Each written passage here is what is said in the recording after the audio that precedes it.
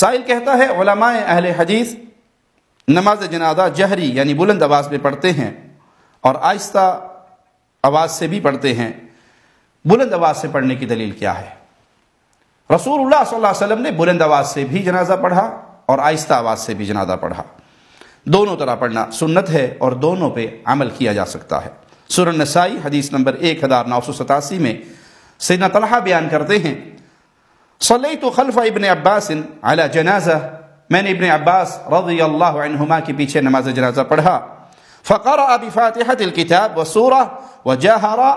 حتى اسمعنا،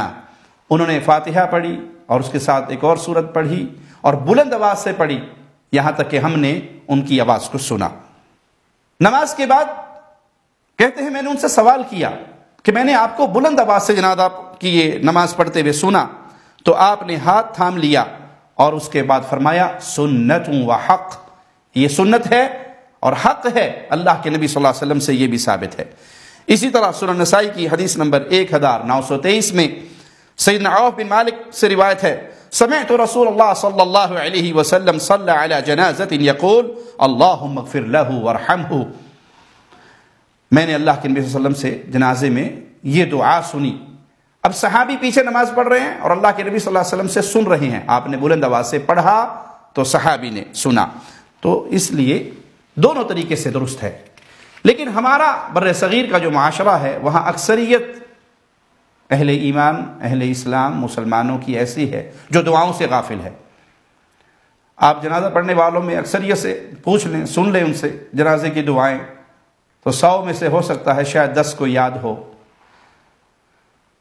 اور یہ میت کے لیے آخری تحفہ ہوتا ہے۔ آپ کے سامنے آپ کا بھائی، آپ کا والد، آپ کی والدہ، آپ کا بیٹا، اس کی لاش پڑی ہے، آپ جنازے پہ کھڑے ہیں، کتنی ہی بد نصیبی ہے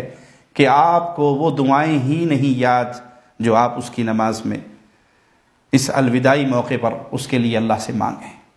جہاں حدیث میں آتا ہے کہ 40 اہل ایمان بھی اگر آ کے سفارش کریں